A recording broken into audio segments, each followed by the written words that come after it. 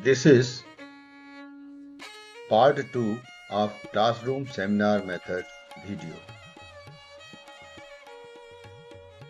In this video, we shall be discussing 3 items. First is how to process the data of assessment for the action research of the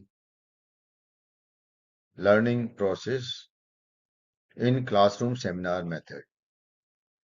Second important consideration is preparation of rubrics. So why and what of rubrics? And the third thing is how the adults learn. In my opinion, the students of the college higher education, they are all adult as far as learning goes. Let us see all these 3 items one by one.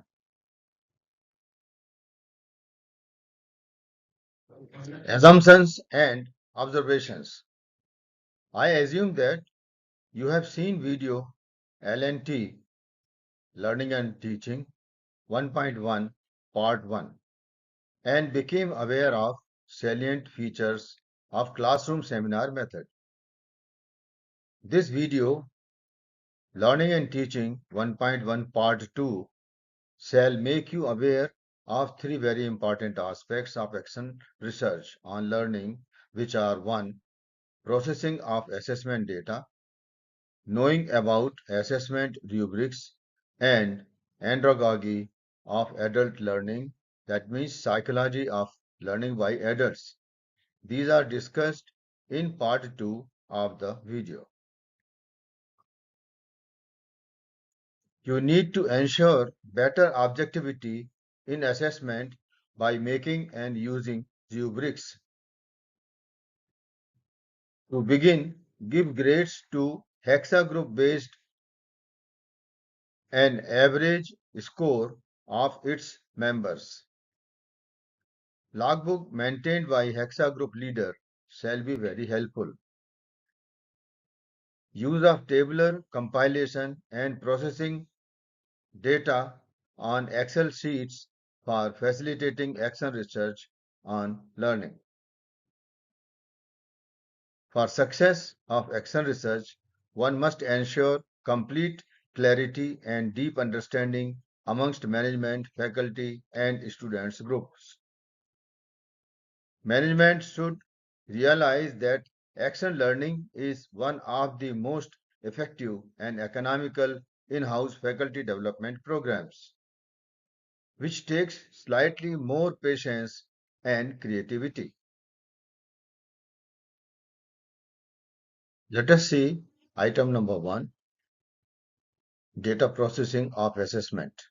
How to compile and analyze data of action research on classroom seminar method, which we have discussed in part 1 of the video. A sample is shown in the next slide.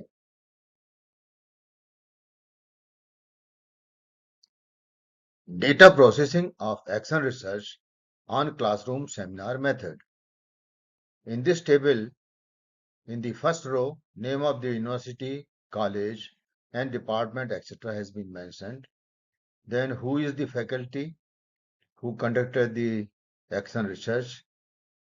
What was the course code which was being taught? In which semester and on what topic? You will see a kind of rubric, that means list of criteria shown by blue letters, criteria of generic outcomes, and these are not directly related to the content of the learning or curriculum. It is the generic outcomes. Search and communication skills, that is G1, G2, be a responsible leader or a member of a team, G3, presentation skills, G4, commit and achieve targets. These are all survival skills, and out of 5 marks, if certain marks are allotted based on the observation of the performance, then that becomes a kind of rubric, tabular rubric. We will come to that in next few slides. The average grade earned by individual members from N1 to N12 has been shown as 2.5, 3.25, 3.3, 2.5, 2.75, and so on. The maximum text score of classroom seminar method is 10. So when the pre-test was introduced on the 50% batch of the students, the result was average result score was 1.08.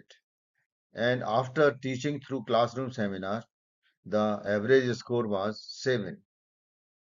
The test score of the another 50% batch of the classroom in pre-test almost same, and in the post-test 5.42. So the overall grade or overall score of the post-test is better than the score of post-test when we taught through lecture method. So that is how the whole data processing has been done.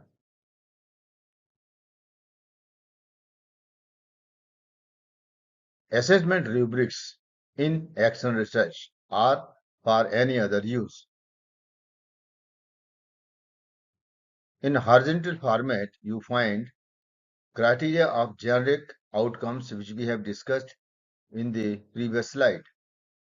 G1, G2, G3 and G4, these are the 4 sub-criteria, and list of sub-criteria, and if you also make provision of grading or giving marks, then it becomes the kind of rubric.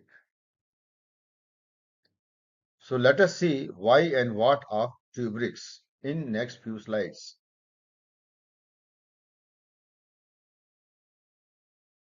Use rubrics for qualitative assessment. In qualitative assessment, the biggest factor which gets improved is the objectivity of assessment. The subjectivity of individual faculty members is greatly reduced. Rubric is a sequential set of performance indicators which define and describe important components or procedural steps for performing a task, and which is supposed to be completed within the specified limits of time, resource, and constraints. These components or steps are used as criteria of assessment for rating overall quality of performance. Objectivity can be improved by elaborating the criteria details and relating to a predefined multi-point rating scale. Non-core skills falling in affective, interactive, and psychomotor domain are very much different than cognitive skills. Without well-designed rubrics, the assessment may become very subjective, leading to a kind of injustice to learners.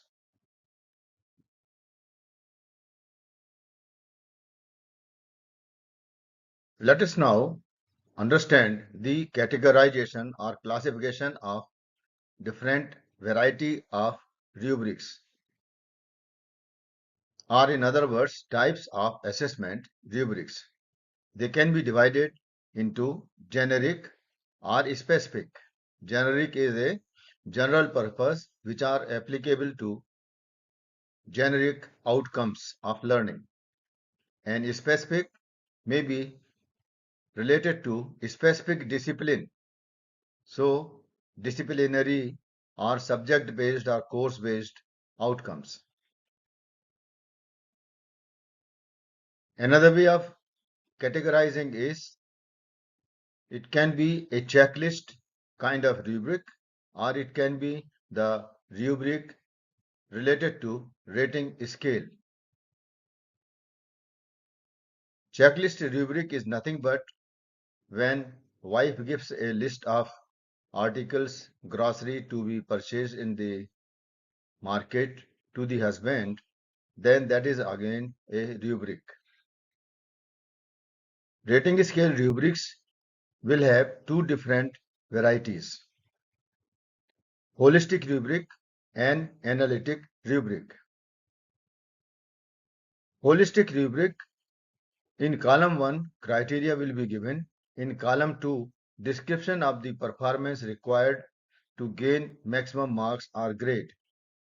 And only criteria and description of the performance for maximum marks scoring, these are the only two columns are given. So that becomes the holistic rubric.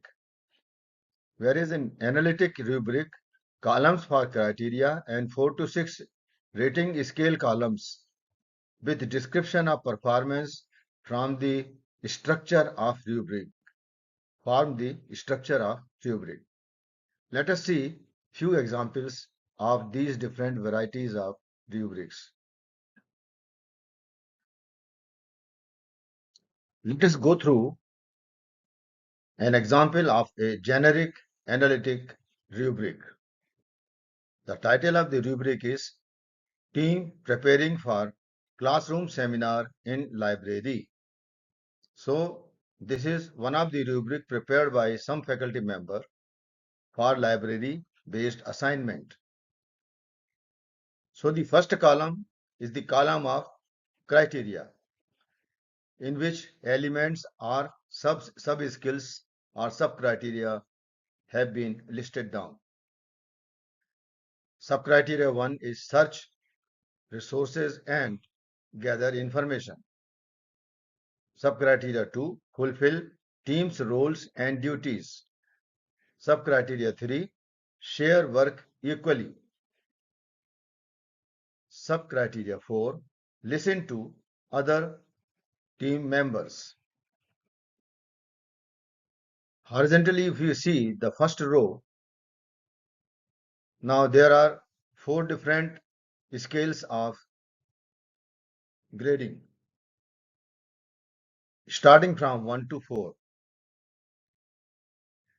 Grade 1 for unsatisfactory performance and grade 4 for exemplary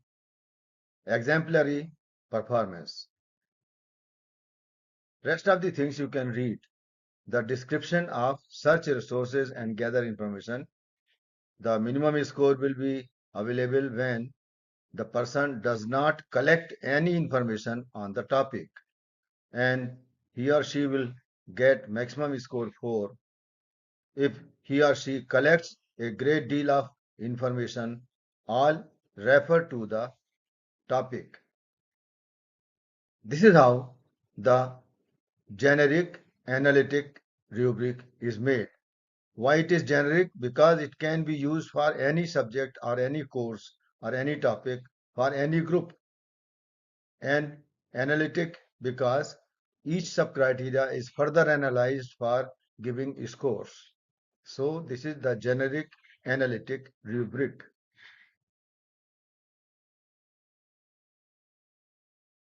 This is another example of generic analytic rubric. The title of rubric is Presenting Classroom Seminar in Classroom. So whenever the students will be giving seminar, their presentation will be assessed with the help of this rubric. You can go through yourself.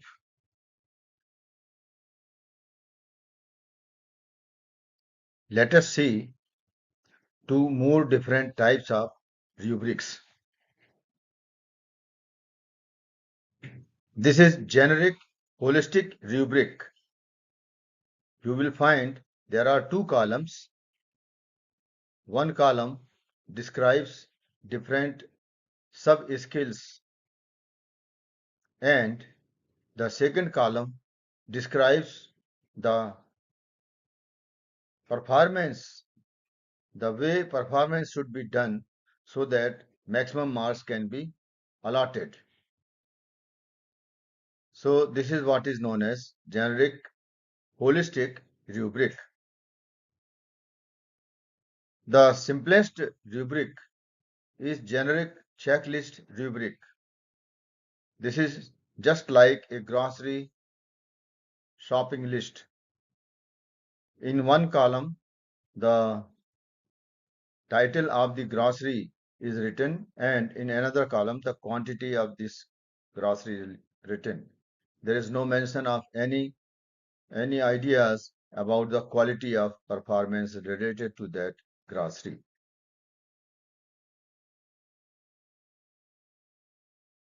Let us now conclude the topic of rubric. Rubric is a sequential set of performance indicators which define and describe important components or procedural steps for performing a task, and which is supposed to be completed within the specified limits of time, resources, and constraints. The specified limits of time, resources, and constraints are criteria of performance. Rubrics are objective instruments for assessment of task performances. Let us now discuss the third topic, Malcolm Knowles' Principles of Andragogy. In other words, psychology of learning by adults. Adults learn in a different way, unlike how the children learn. The faculty members of the college must understand and practice based on the fact that college students are adults and they should be treated like adults, not like children.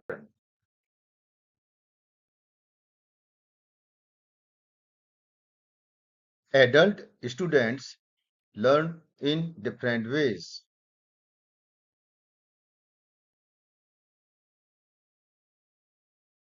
Let us go through 5 basic principles of Malcolm Knowles' andragogy for adult students. Principle 1, self-concept. You will find the title of the principle is in green color. The principle is in white color, and the comments suitable for faculty members to take action upon is in blue color. So principle number 1, self-concept.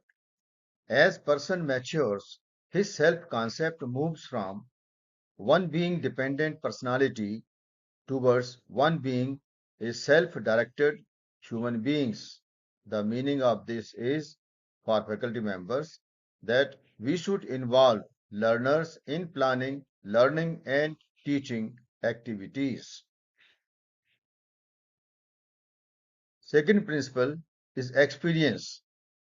As person matures, he accumulates a growing reservoir of experience that becomes an increasingly basic resource for new learning. The implication for faculty is divide classroom into 3 groups: below average, average, and above average for giving graded assignments. As for these 3 groups, the basic platform on which new learning will take place is different from each other. Third principle, readiness to learn. As person matures, his readiness to learn becomes oriented increasingly to the developmental tasks of his social roles. Developmental task of his social roles means what the person is expected to perform in future in the society. So the implication for faculty is relate all your teaching points and topics with expected future roles of the graduates in near future. So connect your theory or your practical experiences with the career events and activities which they are expected to undertake.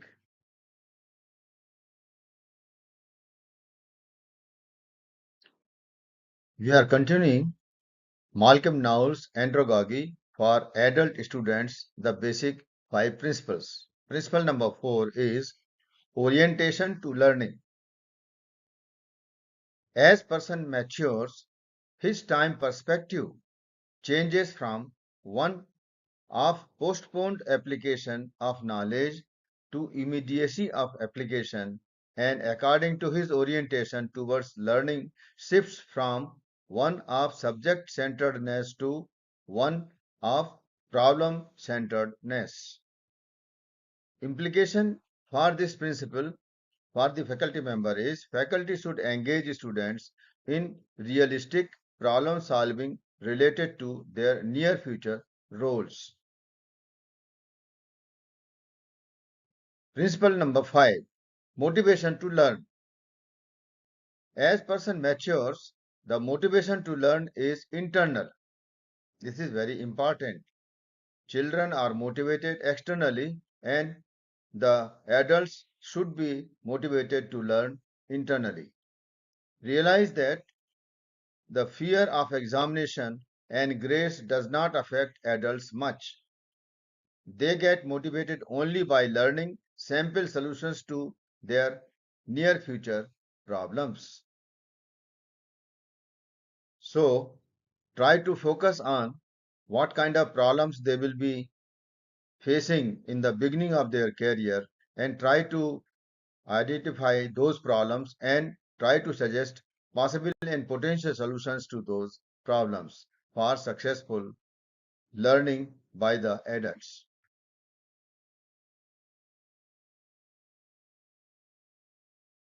I wish to convey few sincere messages to faculty members, students, and management. So, first, let me say messages to faculty and management. No gain without pain. So, everyone has to take some pain to gain in terms of better learning by students. If you, as a faculty, love your profession, then realize that students learn better with limited autonomy and self-learning efforts, which results in long retentions. This is where classroom seminar method is the best suited method.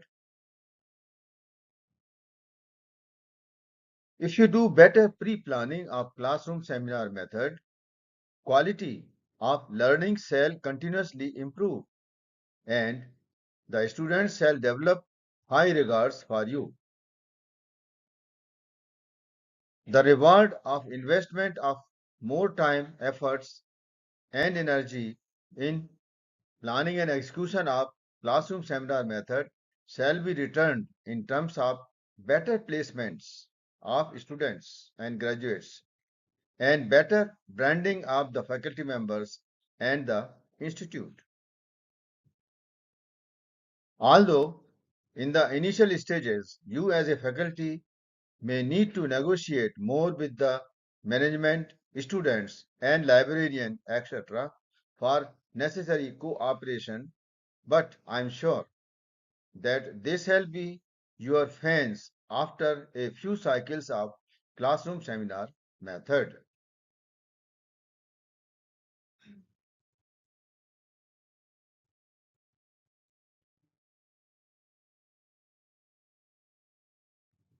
Messages to the students. You may not appreciate the classroom seminar method in the beginning, but you shall change your mind after a few participations. Nothing succeeds like a success in learning at the end.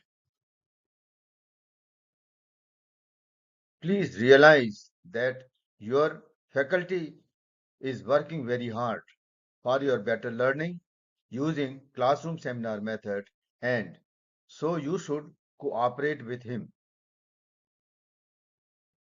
Do have deeper discussions with faculty to minimize your confusions and develop awareness about why he or she is shifting from lecture method to classroom seminar method.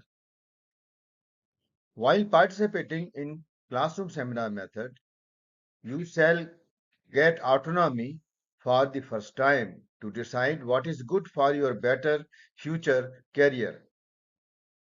You shall be developing a lot many survival skills while learning your course material and content.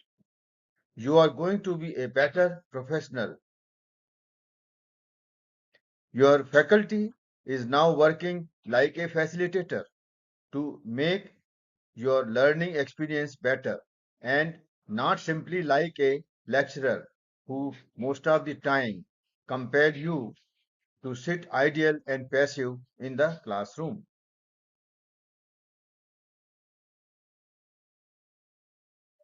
Thanks for listening to me patiently. This presentation of video Learning and Teaching 1.1 Part 2 Classroom Seminar Method. For clarifications, if any, contact Professor Satish Kumar Soni at the given email address and mobile number. Please like and subscribe our channel SKS Education Tech if you wish to get more such useful video programs in future.